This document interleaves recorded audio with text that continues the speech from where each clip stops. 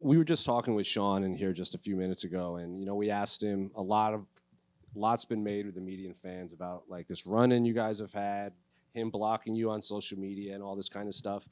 Is that something like maybe fans and media were trying to find a storyline here, or is there actually like substance to that between you guys?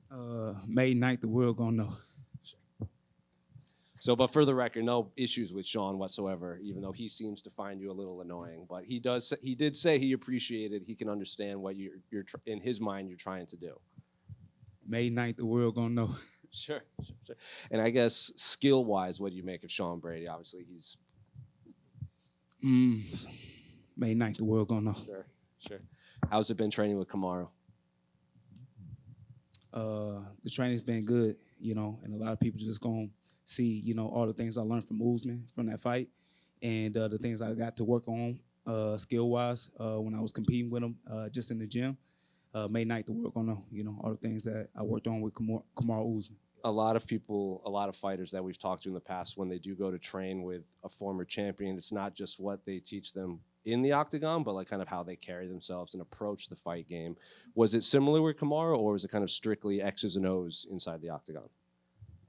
Definitely something, you know what I mean? And May 9th, the world gonna know. Yeah, 100%. I saw an interview where you said, I think your quote was, "I feel sorry for Sean Brady," even though there's nothing personal here. So I guess, are you expecting a violent finish? And I can imagine I know what your answer is going to be right here. The answer is, May 9th, the world's gonna know. 100%. Appreciate you. Good luck, man. We go plan for May 10th. May 9th, the world gonna know.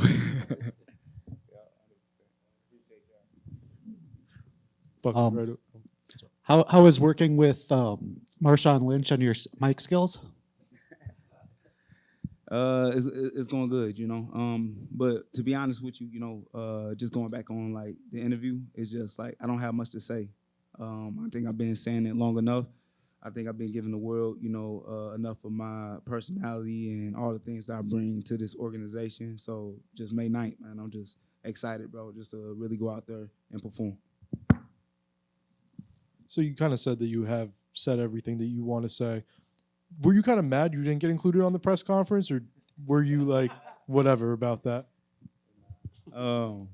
That's a great question. I feel like for me, that's where I should have been and where I should be. But May 9th, I just got to show the world, why I'm a superstar and why I'm a main event fighter.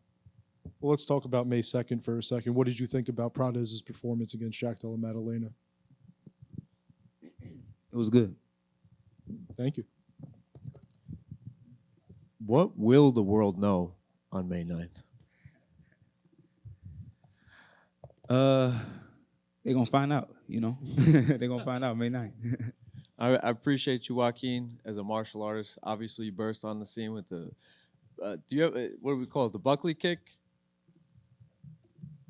You can call it many things, I got a lot of great highlights within the UFC division, 8 knockouts, overall.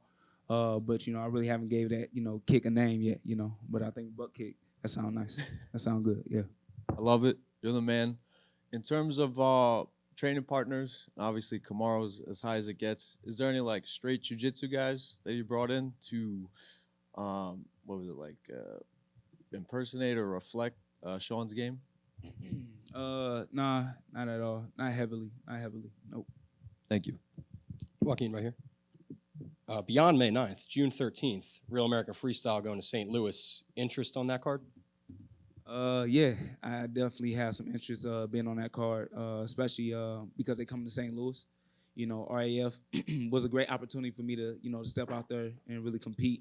So, I'm looking forward to, after I beat Brady, May 9th, going out there and competing at RAF. And we were just talking about the buck kick, which is interesting because I saw you actually were training with Impa Kasanganai. So how was it to write a new chapter in that book, I guess? I guess with, going out there and you talking about training with Impa. Yeah, going out there and training with Impa, I feel like, it was needed, and it came, at the right time. And to see all the things that Impa was able to do and to see how his career just kind of flourished, right, after being cut from the UFC. And just to see where I'm at and seeing my position where I'm at in the UFC, I just feel like, that just motivates me, right, to get where I'm trying to go. So, I think it was right on time, when I went out there to Florida, man, to go train with Usman and to go train with Impa. Joaquin, right over here. So before your 11-month layoff, you were going on a little legend killer tour with Colby Covington, Stephen Wonderboy Thompson, and Kamaru Usman. Unfortunately, you did come up short against Kamaru Usman, but it was a fight where you looked like you belonged in the cage in there against one of the greatest of all time. Now going into this fight against Sean Brady, do you have a mindset switch when it comes to fighting more like the modern fighters that are ranked compared to the legends, or is it the same mindset heading in all the time? That's a good question. May 9th, the world gonna find out. It's perfect.